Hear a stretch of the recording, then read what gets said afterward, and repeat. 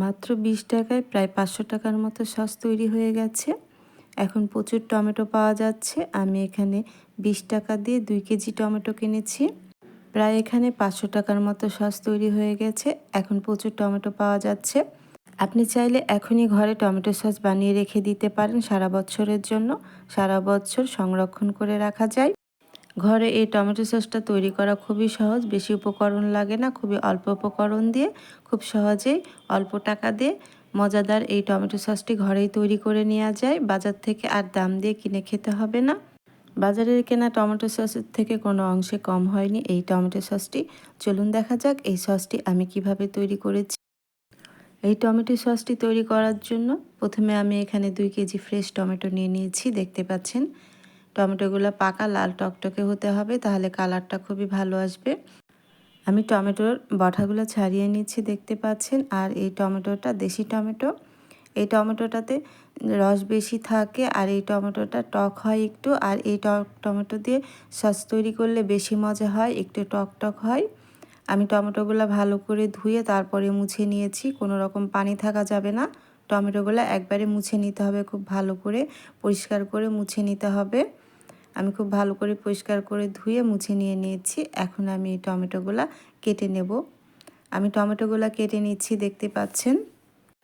টমেটোর বোটার কাছে যে সাদা শক্ত অংশটা আছে সেটা আমি ফেলে দিচ্ছি। অবশ্যই সেটা ফেলে দিবেন, তাহলে বেশি দিন রেখে খাওয়া যায়।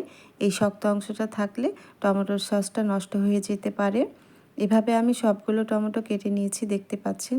টমেটোগুলো একবার ভিতরটাও লাল টকটকে আছে, তাহলে এরকম লাল টকটকে থাকলে সসের কালারটা খুব ভালো আসে। এখন আমি এই টমেটোগুলো সেদ্ধ করে নেব। আমি একটি পাত্রে টমেটোগুলো দিয়ে দিয়েছি, দেখতে পাচ্ছেন। এখন আমি এটা মিডিয়াম আঁচে 10 মিনিটের মতো জাল দিয়ে সেদ্ধ করে নেব। কোনো কিছুই দেওয়ার প্রয়োজন নয়। আর পানি তো দেওয়াই যাবে না, টমেটো থেকে অনেক পানি বের হবে। দেখতেই পাচ্ছেন 5 মিনিট জাল দেওয়ার পর টমেটো থেকে অনেক পানি বের হয়েছে আর টমেটোগুলো সেদ্ধ হয়ে গেছে খুব ভালো করে। কোনো রকম পানি দেওয়ার প্রয়োজন নাই। আর এই দেশি টমেটোতে রসটা একটু বেশি থাকে। টমেটোতে যত বেশি রস হবে সসটাও বেশি হবে, তত বেশি হবে। সেদ্ধ হয়ে গেছে, এখন আমি চুলাটা বন্ধ করে দেব। আর যখন টমেটোটা ঠান্ডা হয়ে যাবে তখন আমি ব্লেন্ড করে নেব। উপরের খোসা ফেলে দেওয়ার দরকার নাই, যেহেতু এটা আমি ছেঁকে নেব, সেজন্য আমি ঠান্ডা করে নিয়েছি। এখন আমি ব্লেন্ড করে নেব। দেখতে পাচ্ছেন টমেটোর রসগুলো কতগুলো আছে। আমি কিন্তু কোনো পানি দেইনি এখানে। এই পানিটা আমি জাল করে নেব। আর সসটাও অনেক বেশি হয় যদি দেশি টমেটোটা নেন। এখন আমি একটি ব্লেন্ডারের জারে দিয়ে নিলাম। এখন আমি এটা ব্লেন্ড করে নেব। খুব মিহি করে ব্লেন্ড করে নিতে হবে। টমেটোগুলো আমি খুব ভালো করে ব্লেন্ড করে নিয়েছি, একদম মিহি করে ব্লেন্ড করে নিয়েছি। আমি এখন একটি পাত্রে ঢেলে নিচ্ছি, দেখতে পাচ্ছেন। আমি একবারে মিহি করে ব্লেন্ড করে নিয়েছি, তবে বিচিগুলো থেকে যায়, বিচিগুলো একবারে গলে যায় না। আর এরকম দেখে অবশ্য আপনারা সস তৈরি করতে যাবেন না, অবশ্যই ছেঁকে নেবেন, ছেঁকে নিতে হবে। আমরা বাজারে যে কেনা সস খাই সেরকম সস খেতে চাইলে অবশ্যই ছেঁকে নিতে হবে আপনাকে। আর ছেঁকে নিলে অনেক খোসা বের হবে, অনেক বিচি বের হবে। আপনি যতই মিহি করে আপনি ব্লেন্ড করেন না কেন, অবশ্যই ছেঁকে নিতে হবে। আর আপনাদের হাতের কাছে ব্লেন্ডার না থাকলে আপনারা কাপড় দিয়েও ছেঁকে নিতে পারেন। আমি একটি ছাঁকনার সাহায্যে এই টমেটো সসগুলো এখন আমি ছেঁকে নেব। আর আমি যে পাত্রে সসটা তৈরি করব আমি সেই পাত্রেই ছেঁকে নিচ্ছি, দেখতে পাচ্ছেন। চামচের সাহায্যে একটু ধৈর্য ধরে ছেঁকে নিতে হবে। দেখতে পাচ্ছেন কত বিচি এবং খোসা বের হয়েছে। অবশ্যই সেজন্য আপনারা টমেটোটা ছেঁকে নেবেন। আর খুবই স্মুথ হয় ছেঁকে নিলে, বাজারে কেনা সসের মতো তৈরি হয়ে যায় যদি আপনি ছেঁকে করেন। দেখতেই পাচ্ছেন কতটা স্মুথ হয়েছে, কোনো বিচি বা কোনো খোসা কোনো কিছুই নাই। এভাবে আমি পুরো সসগুলো আমি ছেঁকে নেব। খুব ভালো করে আমি পুরো টমেটো সসগুলো ছেঁকে নিয়েছি, দেখতে পাচ্ছেন। কালারটা কত সুন্দর এসেছে আর কতগুলো সস তৈরি হয়েছে। যেই টমেটোতে রস বেশি থাকে দেখে বুঝতে পারবেন, সেই টমেটোগুলো আপনি কিনে নেবেন। আর সেই টমেটো দিয়ে সস তৈরি করলে সসের পরিমাণটা একটু বেশি হয়। ছেঁকে নেওয়ার কারণে টমেটো সসগুলো কতটা স্মুথ হয়েছে। আর এখানে আমি কোনো কালার দিইনি, তাছাড়া কত সুন্দর কালার এসেছে, দেখতে পাচ্ছেন। এখন আমি টমেটো সসটি তৈরি করার জন্য দিয়ে দিচ্ছি 1.5 চামচ লাল মরিচের গুঁড়ো, আরও দিয়ে দিচ্ছি 1.5 চামচ লবণ। 2 কেজি টমেটোর সসের জন্য 1.5 চামচ লবণ দিচ্ছি এখানে আমি।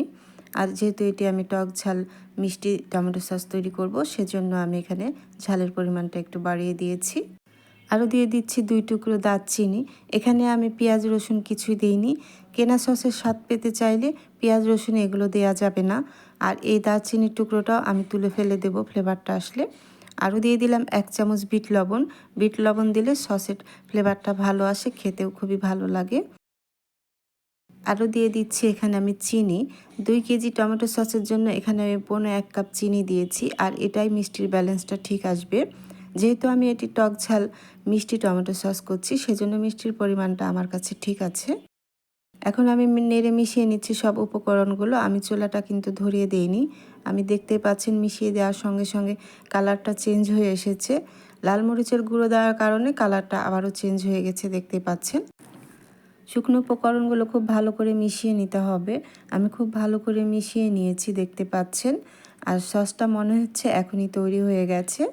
অনেকে ব্লেন্ড করার আগে রসুন আর পেঁয়াজ দিয়ে সেদ্ধ করে নেয়, ওটার ফ্লেভার ভালো আসে না। কেনা টমেটো সসের মধ্যে কিন্তু ওইরকম ফ্লেভার আসে না।